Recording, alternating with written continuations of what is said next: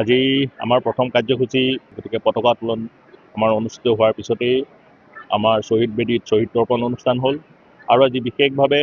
আমি আমাৰ প্ৰয়াত শিল্পী ডক্টৰ ভূপেন হাজৰিকা আৰু জুবিন গাৰ্গৰ স্মৃতি তৰ্পণ অনুষ্ঠানটি কাৰ্যকৰী কৰিলোঁ আৰু ইয়াৰ পিছতে আমাৰ সাংস্কৃতিক শোভাযাত্ৰা অনুষ্ঠিত হ'ল আৰু বিভিন্ন জাতি ধৰ্মৰ সকলো সাংস্কৃতিক দলৰ শিল্পীয়ে ইয়াত অংশগ্ৰহণ কৰিছে আৰু ৰাইজেও স্বতঃস্ফূৰ্তভাৱে আহি এই সাংস্কৃতিক শোভাযাত্ৰাত অংশগ্ৰহণ কৰিছে। আমি অতিশয় আনন্দিত। আপোনালোকে দেখিছে যথেষ্ট লোকৰ সমাগম হৈছে আৰু বিয়লিৰ ভাগত আমন্ত্ৰণমূলক মুকলি বিহু অনুষ্ঠিত হ'ব। ইতিমধ্যে প্ৰায় 17টা দলে আমাৰ ইয়াত অংশগ্ৰহণ কৰিম বুলি প্ৰতিশ্ৰুতি দিছে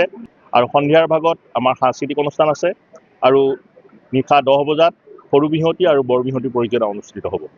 আৰু কাইলৈ আমাৰ প্ৰথমে ডক্টৰ ভূপেন হাজৰিকা সংগীত প্ৰতিযোগিতা আৰু তাৰপিছতেই জুবিন গাৰ্গৰ গীতৰ প্ৰতিযোগিতা অনুষ্ঠিত হ'ব আৰু সন্ধিয়াৰ ভাগলৈ সাংস্কৃতিক সন্ধিয়া অনুষ্ঠিত কৰিম। সাংস্কৃতিক সন্ধিয়াত আমাৰ লোকবাদ্য আৰু লোকনৃত্যৰ এটা দল ত্ৰিশলয় গোষ্ঠী গুৱাহাটীৰ পৰা আহি ইয়াত তেওঁলোকৰ অনুষ্ঠান পৰিৱেশন কৰিব আৰু সমন্বয় সাংস্কৃতিক গোষ্ঠী যিটো অকল আমাৰ মহিলাসকলক লৈ গঠিত হৈছে তেখেতসকলে ঢোল বাদন কৰিব আৰু তাৰোপৰি আমাৰ নীলাভ যিগৰাকী নৱপ্ৰজন্মৰ এগৰাকী শিল্পী সকলোৰে আদৰৰ ডিব্ৰুগড়ৰ পৰা তেখেত আহিব তেখেতৰ সংগীত অনুষ্ঠান ইয়াত পৰিৱেশন কৰিব।